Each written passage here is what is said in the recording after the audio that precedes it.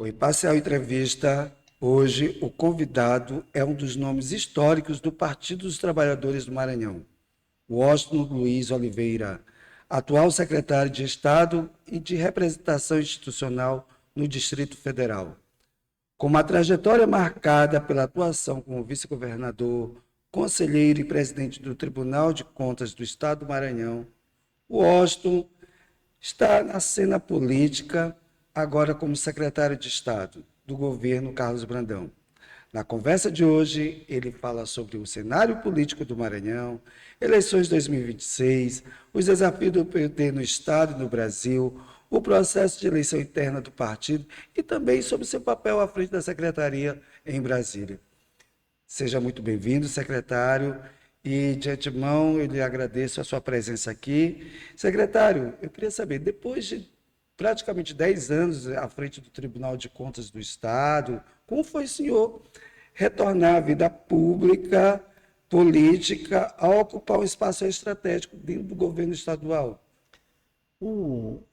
Primeiro, eu queria dizer da minha satisfação estar aqui no Imparcial, esse jornal que tem tradução aqui no Maranhão. Ele faz parte, se confunde com a história do Maranhão nos últimos 100 anos. É o continuador do jornal Pacotilha, que também foi fundado lá no século XVIII, no século XIX. Portanto, eu fico muito feliz de estar aqui com vocês, porque o Jornal Imparcial fez história aqui no Maranhão, e é um jornal que sempre esteve no campo da democracia. Tradução do, dos diários associados, né, criado ainda pelo grande jornalista Assis Chateaubriand. Eu queria dizer para você que eu passei 10 anos no Tribunal de Contas e fiz uma interrupção ali no momento crucial da minha militância política, porque eu sou militante da esquerda desde os 15 anos de idade. Hoje eu estou com 75, mas no movimento secundarista ainda muito jovem, na adolescência quase, eu já entrei na militância do movimento secundarista lá em Fortaleza, no Ceará. E aí fiz essa interrupção no momento em que o PT estava conflagrado numa crise sem prolongada, né? Que vinha naqueles anos ali de 2000 para cá, né? 2000 e eu era vice-governador.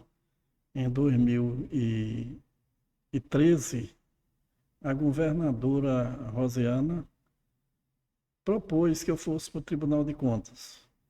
E eu conversei com muitos companheiros do partido e dos movimentos sociais mais ligados a mim, se eu deveria ir ou não. E fiz a minha própria reflexão que seria bom eu dar um tempinho, conhecer o Maranhão por outro ângulo, que seria uma experiência no Tribunal de Contas, e dar uma paradazinha ali na política partidária. E assim eu fiz, e eu considero que hoje foi muito importante, não só para mim, mas para a causa que eu defendo, que é a causa do progresso, do desenvolvimento, a causa de que nós tenhamos uma sociedade mais humana, mais igualitária, menos desigual e menos violenta do que o que tem. No Tribunal de Contas, eu pude conhecer mais profundamente o Maranhão, um órgão importante, não só para o controle de contas, mas também para implementar nova cultura no modo de gerenciar a administração pública. Eu fiz isso ali no Tribunal de Contas, eu criei a ouvidoria do Tribunal de Contas para abrir uma janela de acesso às comunidades, à população. No Tribunal de Contas, eu também ali fui presidente daquela instituição e fiquei ali também, implementei muitos projetos e programas, principalmente na lógica que eu tenho, que antes de punir, o Tribunal de Contas deveria orientar, deveria apresentar saídas e sugestões para as crises que a administração pública enfrenta. Foi nesse sentido que eu militei ali, trabalhei ali naquele órgão. Como membro do Tribunal de Contas, eu obedeci de forma severa e disciplinada os limites que eu tinha. Eu não podia ter partido político nem fazer militância partidária. Mas eu nunca esqueci meus companheiros, meus amigos, nem abandonei também minha ideologia. Aí eu lhe pergunto aqui, o que é essa experiência, passando pelo Tribunal de Contas, o que que ela está agregando hoje no seu papel enquanto secretário de Relações lá em Brasília, onde já é o centro do poder, e de que forma essa experiência de 10 anos, uma década, que é muito tempo, que eu acredito que deve ter somado bastante para a sua experiência política, como o senhor está colocando aqui, coloca hoje à disposição do Maranhão o seu papel como secretário de Estado lá em Brasília, lá no Distrito Ó, Federal. em primeiro lugar, minha experiência no Tribunal de Contas ali me permitiu conhecer as entranhas da gestão pública municipal e estadual. Os órgãos de controle, se os gestores não sabem, mas acompanham passo a passo tudo que se passa dentro dessas prefeituras e também no governo do Estado, e também na Assembleia Legislativa, e também Nas no câmaras, Tribunal de Justiça, nas câmaras municipais, que são os órgãos que o tribunal fiscaliza e acompanha. Então, acompanha tudo e nesse sentido, eu saio com a experiência que é preciso cada vez melhorar a questão do controle público, a boa aplicação do recurso, porque eu tenho a impressão que no Maranhão se desperdiça muito recurso público. Não é que haja corrupção, mas é que há muita má a gestão, má má aplicação, aplicação, má gestão desses recursos. Então, o desenvolvimento do país significa, e do Estado, significa otimizar a execução do recurso público e, nesse sentido, saindo de lá e voltando para o partido, eu vou incorporar essas bandeiras também na minha militância política como uma forma de buscar o desenvolvimento do nosso Estado. eu lhe pergunto hoje, à frente dessa Secretaria de Representação Institucional no Distrito Federal, qual é o seu maior desafio que o senhor tem encontrado, ou então que o senhor classifica assim, que, poxa, isso aqui tem que ser prioridade, vamos trabalhar em cima disso, porque é através desse trabalho que vamos fazer que a gente pode pegar, abrir caminho para desenvolver outros projetos. Como é que o senhor considera? Qual o desafio que o senhor Olha, a acredita que o senhor nossa tem? secretaria é fazer essa ponte entre o governo do Estado e o governo federal. Isso pressupõe muita sintonia com o governador. Eu procuro, primeiro, ter essa sintonia, né, com o governador do Estado. Segundo, também com o governo federal. E agora mesmo nós vamos realizar, dia 11 e 12, a caravana federativa, onde vão estar aqui vários ministros, vários órgãos federais, trazendo para o Maranhão as suas políticas, a execução das suas políticas, né? O resultado das entregas que o governo federal tem. Nós sabemos que o governo do presidente Lula, desde o início, tanto com o governador Flávio Dino, como também com o governador eh, eh, Brandão, Carlos Brandão, o governo tem uma sintonia muito fina, muito próxima, muito intensa com o Maranhão. O Maranhão que dá ao presidente Lula em todas as eleições 70%, 80% dos votos.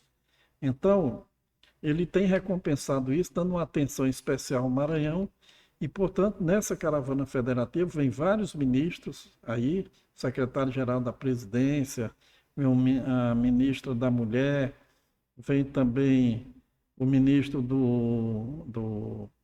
da Previdência Social, são 4 ou 5 ministros que estarão aqui, fora as apresentações dos ministérios, que vêm entregar aqui no Maranhão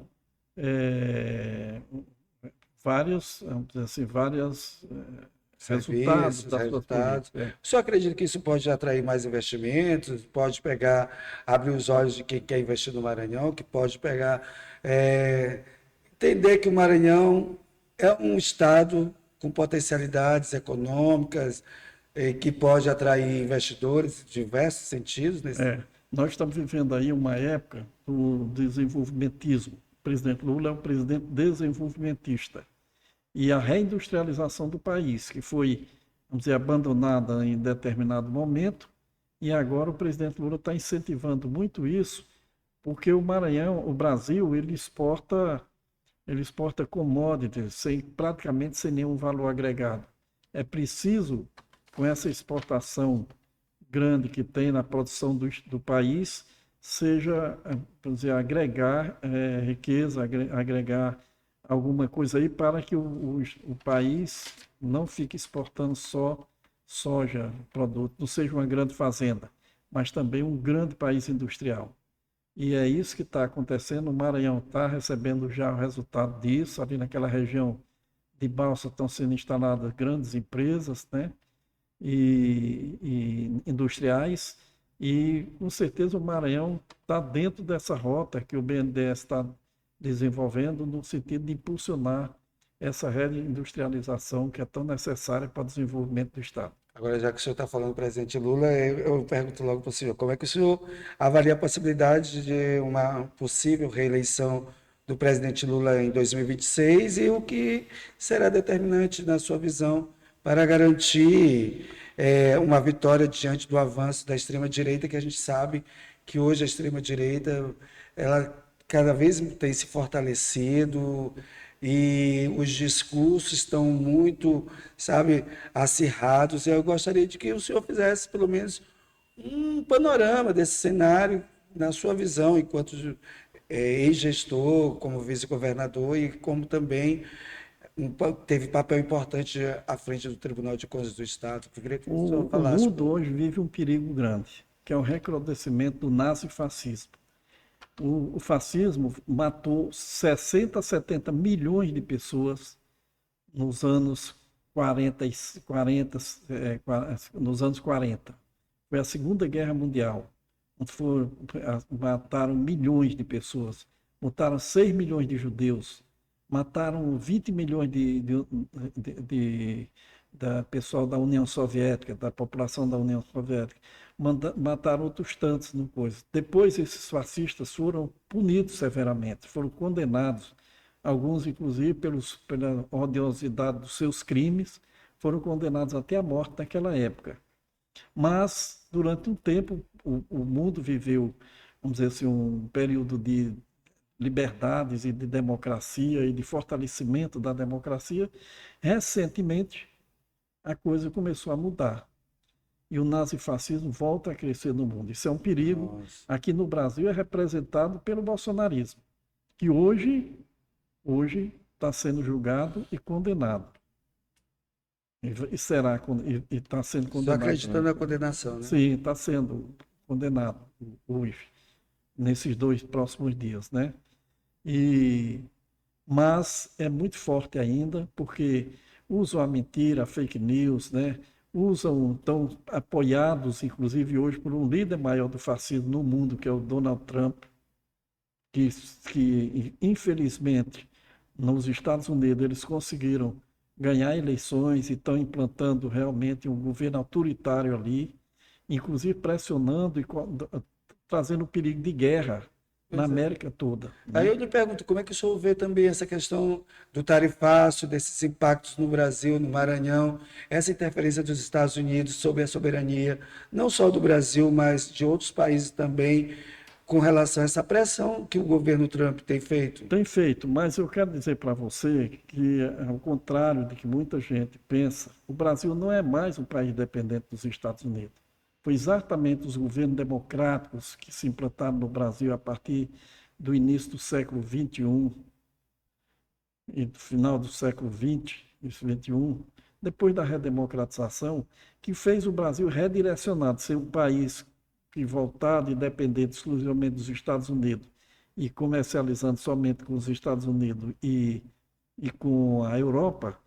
Houve um redirecionamento de repactuação e de aproximação comercial do Brasil com a Ásia, a África e o restante da América Latina. Então, o Brasil hoje depende muito pouco das exportações para os Estados Unidos e tem uma ampla comercialização e relações não só comerciais, mas políticas também, com muitos países do mundo, a partir inclusive do BRICS, que hoje é uma potência que aglutinando as principais economias do mundo hoje, o Brasil tem, vamos dizer assim, as condições de enfrentar isso aí. Muito embora metade dos brasileiros estão sendo enganados por um punhado de lideranças de extrema direita que estão manipulando as redes sociais. E ontem eu vi uma coisa estarrecedora, no dia 7 De de setembro. setembro, quando aquela A bandeira gente, dos Estados quando Unidos. aquela gente bota uma bandeira dos Estados Unidos no Eu dia vi 7 de setembro, uma na bandeira Paulista. monstruosa de mais de 100 metros, e mostrando realmente que eles são entreguistas, traidores da pátria, mas serão todos condenados na forma da lei, respeitando inclusive a Constituição, com todos os direitos de defesa, etc., com processo, respeitando o processo legal, mas serão presos e condenados, estão sendo presos vamos dizer assim, esses arreganhos do nazifascismo no nosso país. E de que forma, assim, qual deve ser a estratégia do PT e das forças progressistas para fortalecer esse lado mesmo de defesa do Brasil diante desse avanço da extrema-direita, diante desse cenário que a gente vê que a polarização está forte ainda e eles estão presentes.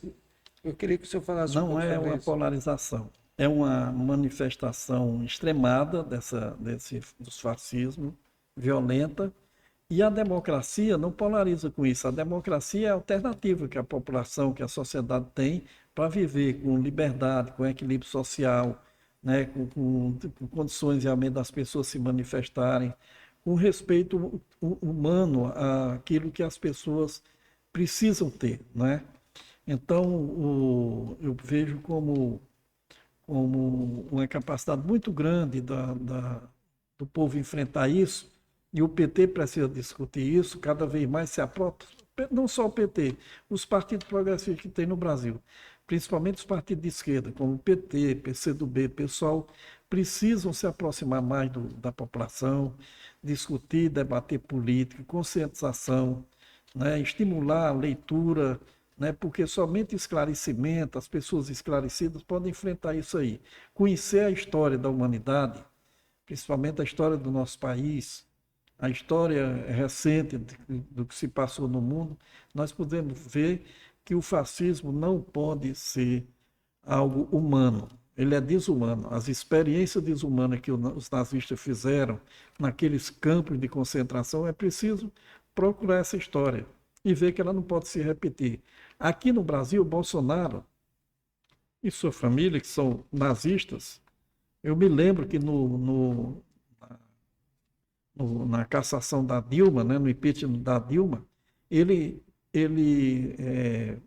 votou, caçando a Dilma, em memória de um dos Do homens Ustra. mais horrorosos do Brasil, que foi um torturador, um sujeito violento, que era aquele torturador conhecido, O Ustra, o Ustra, né, é, que ele considerava como o ídolo dele. ídolo. Então, se ele é o ídolo dele, vê o caráter e a personalidade que tem um monstro desse.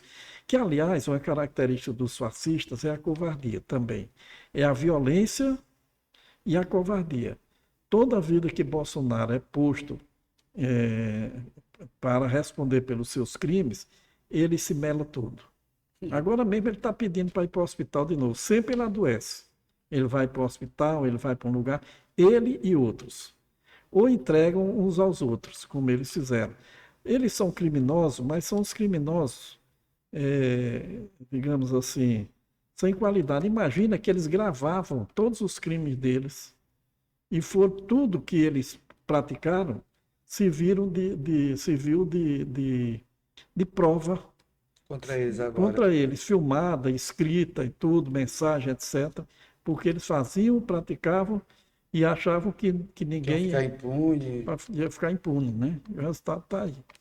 Secretário, agora eu queria conversar com o senhor também sobre eleições aqui em 2026, né? E eu queria saber como é que o senhor analisa hoje o quadro de disputa, tanto para presidente do Brasil e para o governo do Maranhão, que a gente sabe que, apesar das eleições serem daqui praticamente a um ano, as conversas, os bastidores estão aí. E aí eu já queria que o senhor, na sua visão, enquanto secretário, que faz parte da base do governo. Como é que o senhor analisa esse cenário, tanto para o governo do Estado, tanto para a presidência? O senhor acha que o presidente Lula vai conseguir essa reeleição? E também eu gostaria de saber como é que o senhor está vendo quem pode pegar seguir junto ao Maranhão. Existe a possibilidade aí do Orleans Brandão ser pré-candidato pelo governo do Estado. E tem Felipe Camarão, que também que é vice, que faz parte do PT, faz parte do base do governo, que já lançou a candidatura dele. De que forma o PT vai seguir diante desse cenário? Pois é um cenário complexo, muito complicado, de fato. E como sempre, nós temos trabalhado sempre em sintonia com a nossa base, com os filiados, são muitos no Estado. O PT hoje tem mais de 20 mil filiados em todo o Estado. E precisamos ouvir esses companheiros, mas principalmente a direção nacional e o presidente Lula. Por quê? O que está em voga não é só o governo do Estado do Maranhão, isso é muito importante. Mas o que está, o que o PT sempre pensa também, é o quadro nacional. Porque com o quadro nacional favorável, por exemplo, se nós tivermos um governo que implemente o desenvolvimento, que invista no Maranhão como o presidente Lula tem investido e trazido tantos benefícios, agora mesmo eu vi o governador Brandão está distribuindo milhares acho que é 380 mil tablets para os estudantes do nível médio. Isso é impactante, o pessoal está com aquilo em mãos para melhorar a qualidade do ensino no nosso estado, né? Isso em parceria com o governo federal, com o governo do presidente Lula, é um programa também do governo Lula. Então, nós precisamos reeleger o presidente Lula, que tem feito muito pelo Brasil e pelo Maranhão, em primeiro lugar. Para que nós possamos eleger, nós também temos que lutar em defesa da democracia. E o Brasil está ameaçado, sim, está ameaçado pelo fascismo. Haja visto que a presença deles hoje no Congresso. O PT e os partidos da base do governo são minoria no Congresso. A maioria ali é ou o centrão, e que às vezes se junta com a extrema-direita, que faz uma política de pressão violenta, no grito, na briga, na violência.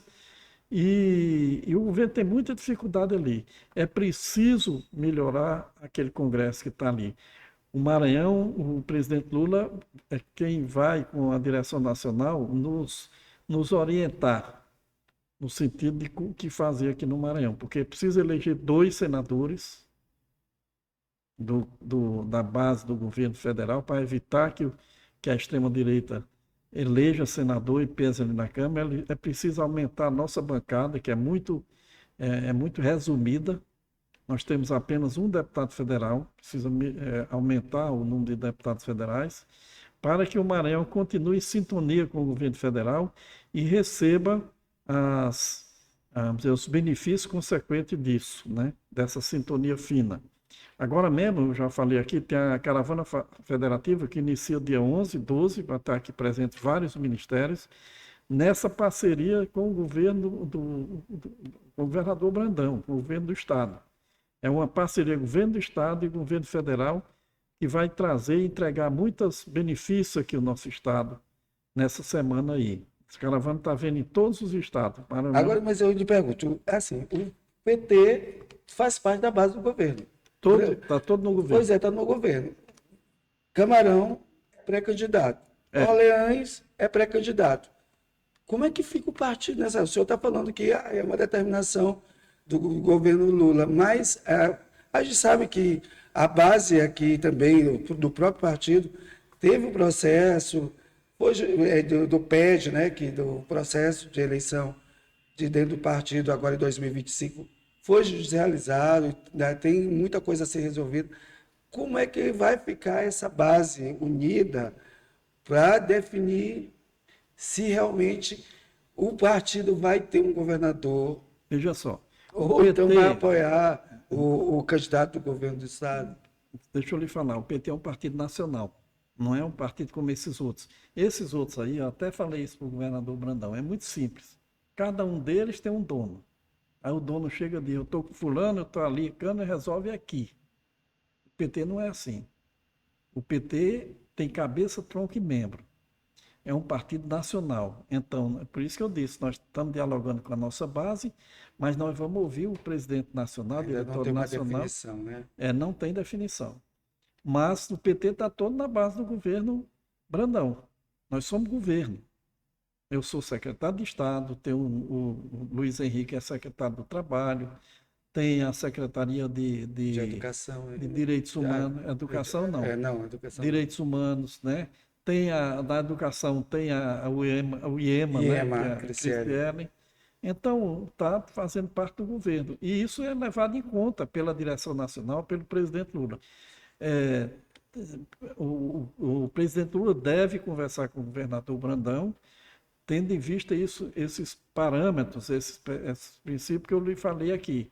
O objetivo é eleger o governador do Estado, sim, interessa para nós, interessa para o grupo pro governador Brandão, fazer seu sucessor, interessa para todo mundo, eleger o governo do Estado. Mas precisamos, o PT também precisa e pensa sobre deputado federal e senador da República. Existe, Então, é o presidente Lula que vai resolver isso com o governador Brandão. o senhor está sendo, foi ventilado agora recentemente na imprensa que o seu nome pode vir a ser aí uma chapa majoritária como vice-governador, ou então o senhor voltar a ser na política também como deputado federal. Qual é a verdade que existe por trás disso? Que existe esse projeto político do senhor retornar à cena política mesmo com um mandato de partido, ou então figurar junto à base do governo do estado como um possível pré-candidato ao governo? Não, eu estou voltando para a cena política, vou ajudar o PT O senhor vai ser eleitoralmente. candidato ao Eu sou governo, candidato, mas a nossa prioridade, ao como eu já governo falei, federal, não, a é deputado federal? deputado federal. Nossa prioridade é isso, deputado federal e senador. Senador, nós vamos procurar senadores que possam se eleger, que tenham mais Sim. amplitude, não estão só num determinado limite. Mas vamos trabalhar e estamos nos preparando para isso. O PT, a direção nacional orientou aqui para preparar as bases do PT para aumentar a nossa representação na Câmara dos Deputados e no Senado.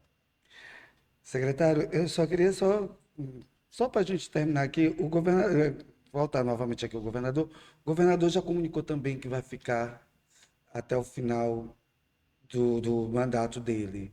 Assim, o senhor como secretário acompanha também até o final, ou vai sair, vai se desligar?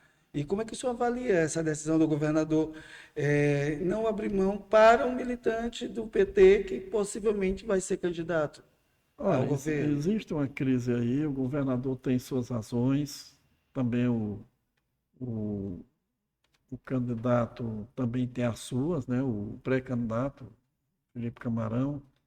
O PT, ele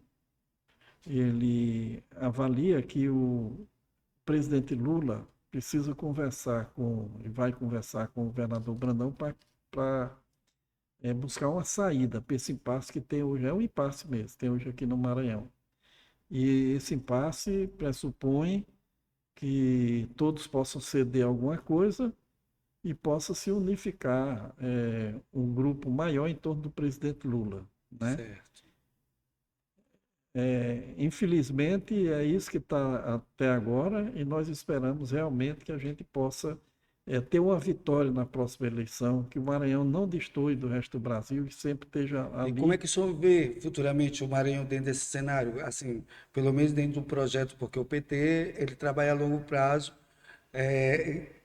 as instâncias políticas dele. Como é que o senhor vê, pelo menos assim, Já foi lançado também um projeto aí do Maranhão 2050 pelo governo do estado, e o PT também está investindo em suas bases, trazendo a juventude para pegar, oxigenar novamente o partido, fortalecer as suas bandeiras de luta, que é junto à população, junto aos projetos sociais, a quem está em vulnerabilidade por meio desses projetos estruturantes que o próprio governador, o próprio presidente Lula tem estabelecido junto ao país e nas demais regiões do Brasil, principalmente aqui também no Maranhão.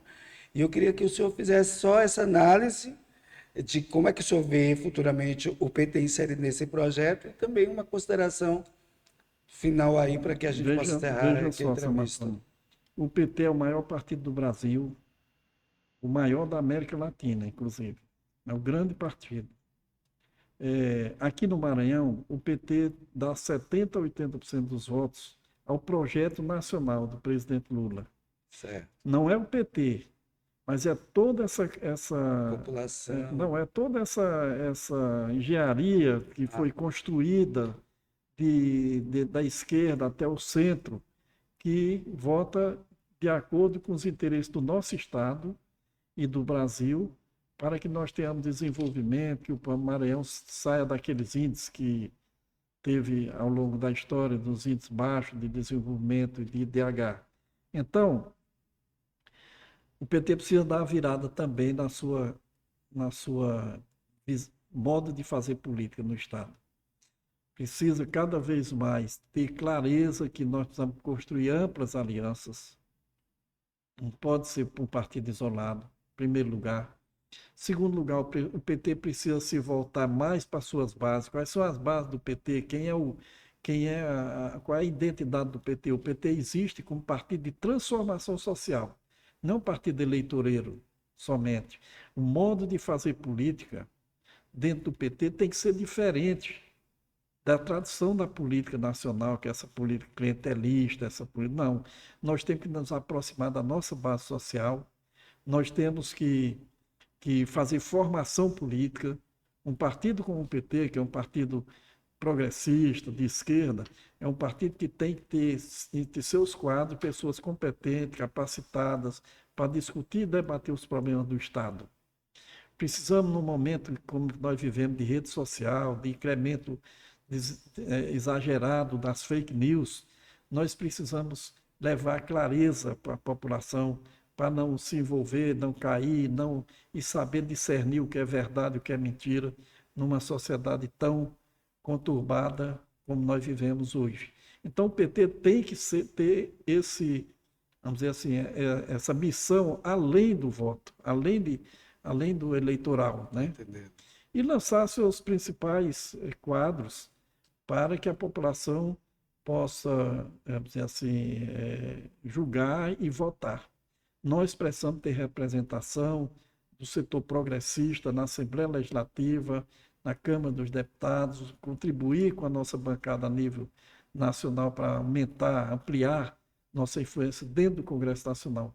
Não podemos deixar o Congresso Nacional, que é a casa do povo, com uma situação como está hoje. Eu acompanho aquilo ali, Samartone, aquela situação, eu vou sempre lá no Congresso, aquilo é um absurdo. São deputados que nunca fizeram política, que não têm ideia de civilidade, agredindo as pessoas, agredindo os colegas. Vocês podem acompanhar uma Uma sessão sessão. da Câmara dos Deputados e do Senado, que vocês vão ver o modo e o comportamento daquela gente. Não pode. Aquilo é um perigo para a democracia, pela própria existência do povo votar em gente como aquele, que vai para lá para violentar os princípios de relações humanas, né? Até da Constituição, né? Da Constituição e tudo. Nós precisamos, de forma democrática, eleger nas próximas eleições, além de reeleger o presidente Lula, eleger uma grande bancada de deputados federais, de senadores e nas câmaras estaduais, nas Assembleias Legislativas, também deputados estaduais. Secretário, de antemão, muito obrigado pela sua entrevista aqui, seus esclarecimentos. E não faltará oportunidade de a gente conversar cada vez mais sobre o seu desenvolvimento lá em Brasília, junto aqui ao Maranhão e os projetos futuros aí do PT. Agradeço demais a sua presença. Por favor, faça as suas considerações. Eu que agradeço. Nesse momento, eh, eu já estou também preparando aqui, juntamente com as outras secretarias, com o governo do Estado e com a equipe do governo federal, essa caravana que vai acontecer Pode falar. dia 11, Fique à 12. vontade. Pode ficar à vontade. Vão estar presentes assim, aqui 35 ministérios, mais de 90% dos municípios já se inscreveram, representações dos municípios do Maranhão, dos 217, 90% já se inscreveram. 6.650 são pessoas inscritas, entre gestores, vereadores, né, prefeitos, etc., vereadores, 130 prefeitos, inclusive, e 19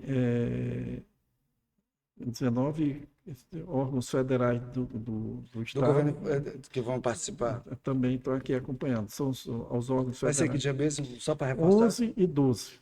De setembro agora. Agora, Vai ser aonde? Vai ser no Multicentro Sebrae.